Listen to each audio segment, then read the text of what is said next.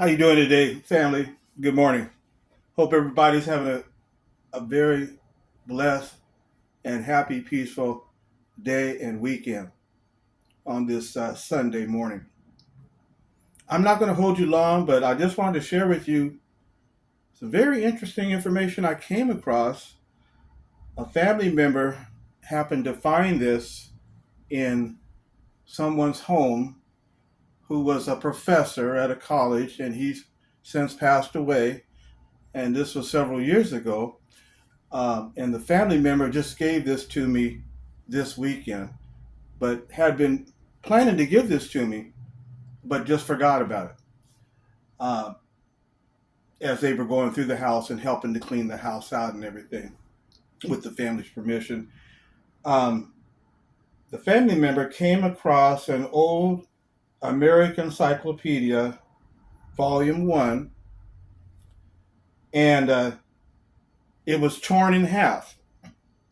But I want to show you the part that was kept. And I started reading. This is about 10 pages long, but they tore a certain portion out of this American Encyclopedia, and the encyclopedia is dated 1863. So let me share this with you, family. I'm just going to share a few points. I'm still reading through it, but I just want to share you some points that I came across this weekend as I was reading through it. It's very interesting. Let me share it with you. This is what they found in this professor's basement. The New American Encyclopedia, a popular dictionary of general knowledge, edited by George Ripley and Charles A. Dana, Volume 1, A to Uruguay. And look at the date at the bottom. 1863. Let me blow it up a little bit more for you. 1863. On this Americana Encyclopedia, Volume A, or Volume 1, but it's the A that they're dealing with. And let me share with you, as I read through the page that they kept, the part that they kept was on Africa, about 10 pages long. And I just was reading through it this weekend. I want to share with you just a couple of points, very interesting, that I'd like to share. So here we go. First off, I just want to read the opening paragraph to this section of Africa. Just want to read the opening section here. It says Africa, and this was written in 1863, so you got to keep that in mind as well. We think of the mindset of those who wrote this at that time, but there's a lot of interesting points that come out. But anyway, it says Africa is the division of the world which is the most interesting, and about which we know the least. Its name is a mystery. It is supposed to be derived from Africa, which word, in the ancient Phoenician, is said to have meant colony, the name given by the founders of Carthage to their territory, having spread to the whole continent. Very interesting. So that's something to keep in mind. We know that there's many of us who have wondered, where did the name Africa come from? And so this 1863 encyclopedia is saying that it came from Carthage, which was an ancient African kingdom back in BC. And in fact, they fought in the 80 as well. It fought against Rome. They fought against the Roman Empire and almost took over Rome. World history would have changed if Carthage had won that battle. And we remember the great general Hannibal and the elephants and how they took them over the mountains, over the Alps. And it was, I think Denzel Washington made a movie out of that. I think he played Hannibal. So anyway, that's very interesting what it's bringing out here about where the word Africa came from. They're saying it came from Carthage. But let me read on, share with you a couple more points I found in this encyclopedia. If we go on down, let me share with you what they had to say as well here. Okay, right here, notice what it mentions here about the races of Africa. It says the races of the eastern coast are wholly different from those of the west, and the contrast is accounted for by a supposed admixture of Arab and Jewish blood with the people of the former. In the north, the Arabs are again made to do duty to explain the ethnological peculiarities of the races on the Mediterranean. Interesting. So did you catch that, friends? It says that the races of the eastern coast of Africa, the east coast, so we're dealing with Egypt, Ethiopia, Nubia, Sudan, those areas there. The races of the eastern coast are wholly different from those of the west, and the contrast is accounted for by a supposed admixture of Arab and Jewish blood with the people of the former. So, 1863 Encyclopedia, they even were bringing out that there was an admixture of Semitic or Jewish or Hebrew blood with Arab. An Arab and Hebrew Jewish blood admixture in Africa, particularly East Africa.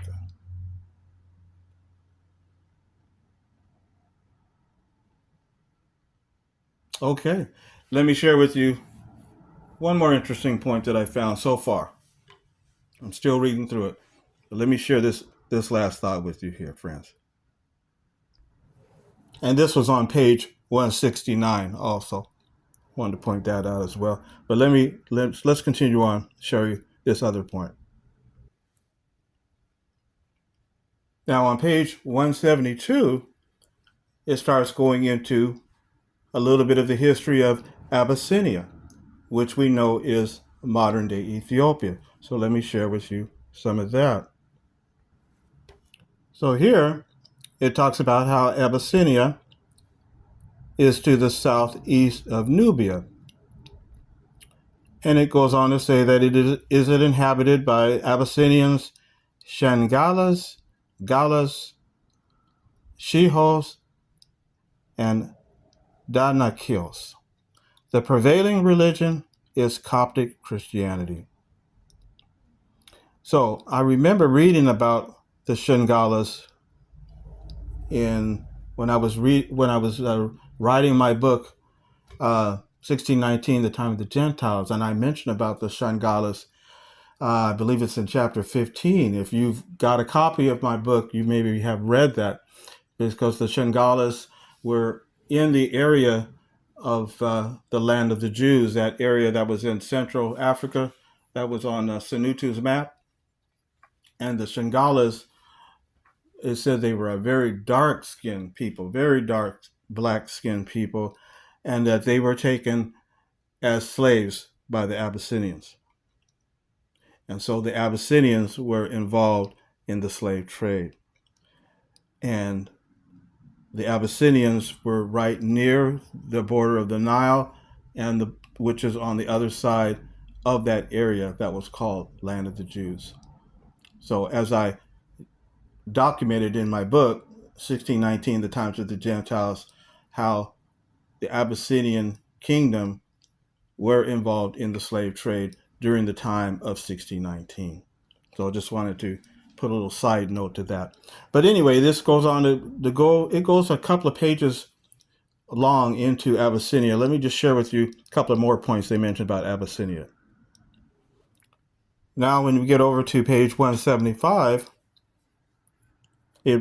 notice what it mentions here. Here it mentions the Abyssinians who inhabit the elevated country of eastern Africa spring from the Cushites of Arabia and are called Cush in the Bible, like the people from whom they are derived. Before the time of Moses, they passed the narrow arm of the Red Sea and took possession of the territory which afterwards constituted the kingdom of Tigray. The majority of the population are handsomely formed. So that's just an interesting thought there, but let me drop down a little bit further on into what else it says. So notice what else it brings out here on page 175, talking about the peoples in Abyssinia. It says the Negro physiognomies occur only among the Shanghala slaves. But notice this, imported from the West, and their crossbreed children, with the exception of those who are entirely black. The complexion of the remainder of the Abyssinian varies from bronze yellow to dusky blackish brown. So here we have another reference to the Shanghala peoples, the Shanghala slaves. Like I said, Abyssinia was involved in the transatlantic slave trade, as I document in my book.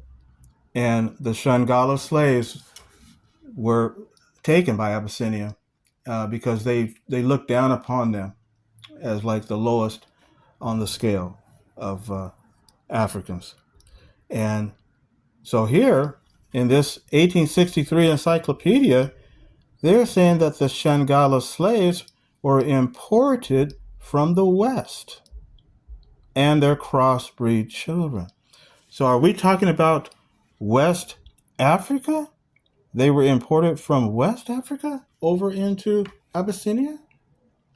Very interesting. Well, in my book, I make mention of that there were documentations that Africans were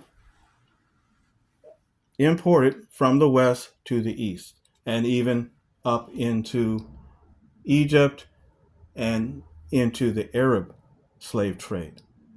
So in other words, slaves from the West, particularly from the Slave Coast and the Gold Coast, Dahomey area, where Judah is, many of African slaves there and Hebrew slaves were imported into the East, and they went into the Arab slave trade. But they also went into the transatlantic slave trade due to the Portuguese.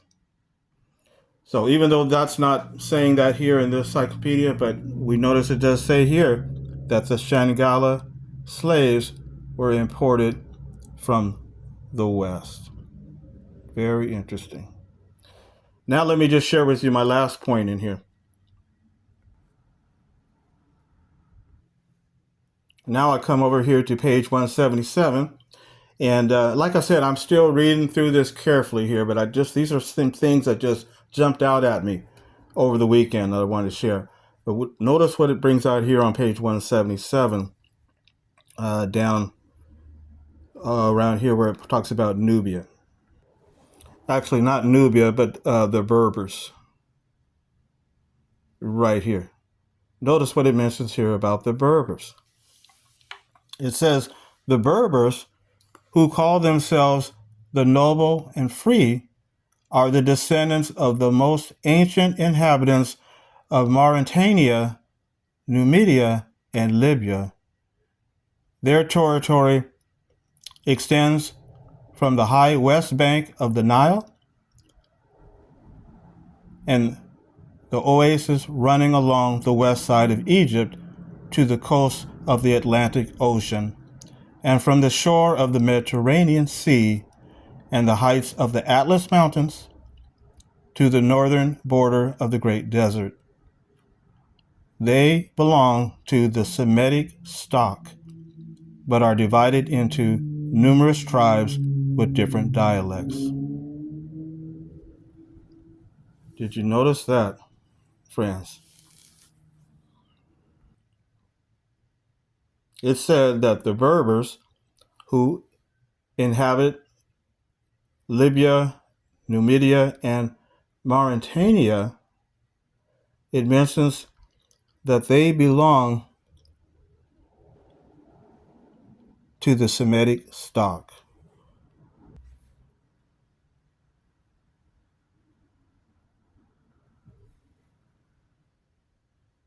Not Hamitic, Semitic, the Berber people. Interesting. And where is Mauritania? Let's notice that on the map here.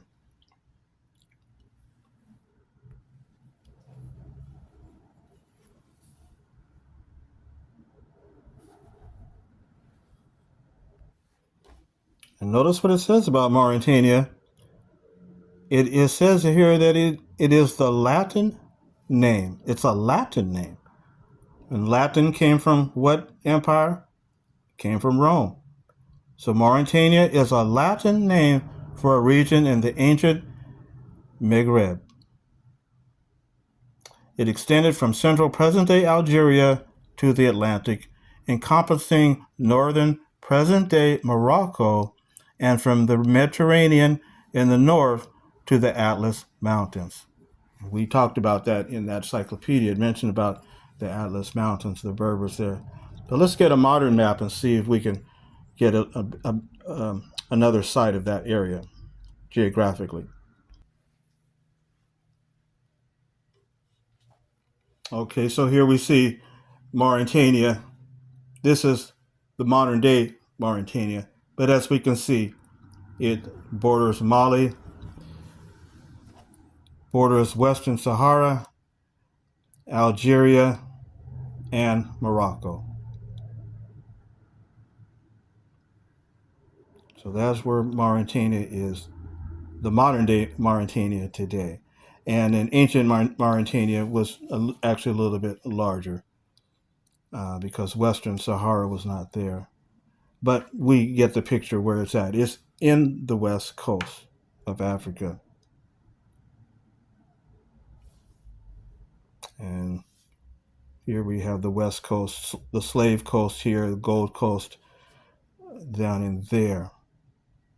Okay, so this is where the Berbers were at, Mauritania, and it said that they were of Semitic stock. Very interesting. And here's the powerful empire of Mali, Timbuktu. And we know that Mali was built upon the shoulders of what other ancient empire? Ghana. Not the country of Ghana here, but the ancient empire of Ghana. When it collapsed or declined, Mali built its empire off of the shoulders of Ghana, Ghanaian empire. But Mauritania, very interesting. Okay. So that's all I wanted to show you today, family. This was very interesting about the Berbers and about them being referred to in this 1863 encyclopedia as that they belong to Semitic stock. And then notice what it says further on down here too. I thought this was interesting as well. Notice what it says here, talking about other different tribes within Africa. They mention about here down in the West Guinea area, it says many tribes on the slave coast and the Bay of Benin, where the slave trade has been carried on to the greatest extent. And we certainly know that. So I thought that was an interesting little side note that they brought that out there. The slave coast where Judah is, or as it's said in Hebrew, Yehudi, or in Arabic, Yehuda, where the slave trade has been carried on to the greatest extent. But I'm going to do some research here on this Mauritania, because I've been working on something. I've been working on something in the scriptures in regards to the 12 tribes of Israel. And if the apostles or any of the disciples, if any of them went into West Africa, is there any documentation that they went into West Africa? So I'm working on that right now. So I'm hoping that I will have a video out for you, family, sometime in December, toward almost to the end of December. I'm hoping. So I'm doing some research on that as far as did any of the Hebrew apostles, Hebrew Christian apostles, or the disciples of Yeshua, any documentation of any of them going into West Africa to do any preaching of the good news, and in regards to locating the lost sheep of the house of Israel. So I'm working on that, putting something together. But this Mauritania, I'm gonna look further into that and see if there's a connection there. So anyway, family, thank you again. Thank you for letting me share this with you from this encyclopedia that a family member turned over to me that was found in this professor's basement here. So 1863. So yeah, I'm working on something here, friends, and I hope to have this information out to you in middle of December next month. Doing some work on Christianity, the spread of Christianity into West Africa from the early Christianity. I'm talking about when they were called the Way. I'm not talking about when it was later on under Constantine in the 4th century and Council of Nicaea and all that. I'm talking about when it was called the Way. Okay? So look forward to that, friends. So until next time, family, y'all please be safe.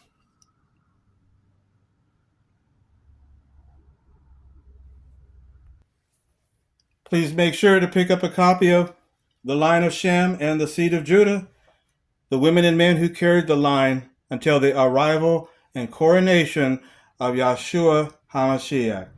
So get a copy of yours for you today and for anyone else that might be interested in historical information from the Bible regarding the Hebrew Jews. And also get a copy of my new recent book, 1619, The Times of the Gentiles and the Seed of Judah, from the line of Shem in Hebrew West Africa until Messiah, now available on Amazon. Get a copy today. It's a sequel to The Line of Shem and the Seed of Judah.